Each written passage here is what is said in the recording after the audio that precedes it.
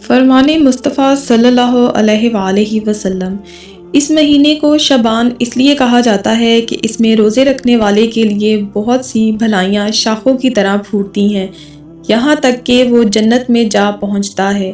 حضرت امام رافع رحمۃ اللہ علیہ فرماتے ہیں، اس حدیث پاک کا مطلب یہ ہے کہ ماہ شعبان میں مسلمان ذکر و اذکار، نیکیوں اور قرآن پاک کی تلاوت کی طرف مائل ہو جاتے ہیں اور رمضان المبارک کے لیے تیاری کرتے ہیں۔ فرمان مصطفیٰ یعنی شعبان میرا مہینہ ہے اور رمضان اللہ کا مہینہ ہے۔ شعبان المعظم کی 15ویں رات یعنی شب برات جہنم کے عذاب سے چھٹکارا پانے کی رات ہے کہ اس رات میں اللہ پاک اپنی خاص رحمتیں اور برکتیں نازل فرماتا ہے، مغفرت طلب کرنے والوں کی بخشش فرماتا ہے، روزی مانگنے والوں کو رزق دیتا ہے اور مصیبت زدوں کی مصیبتیں دور فرماتا ہے۔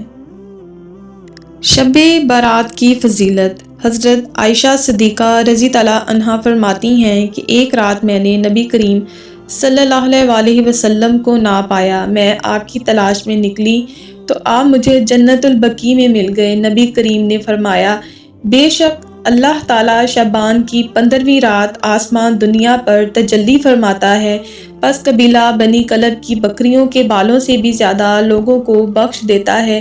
معلوم ہوا کہ شب برات میں عبادات کرنا، قبرستان جانا سنت ہے۔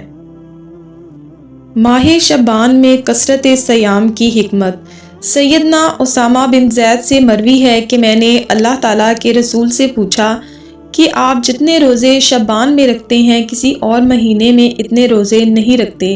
آپ نے جواب میں فرمایا، رجب اور رمضان کے مابین یہ ایسا مہینہ ہے جس میں لوگ غفلت کا شکار ہو جاتے ہیں، اور یہ ایسا مہینہ ہے جس میں اعمال رب العالمین کی طرف اٹھائے جاتے ہیں، تو میں یہ پسند کرتا ہوں کہ میرے اعمال روزے کی حالت میں اٹھائے جائیں۔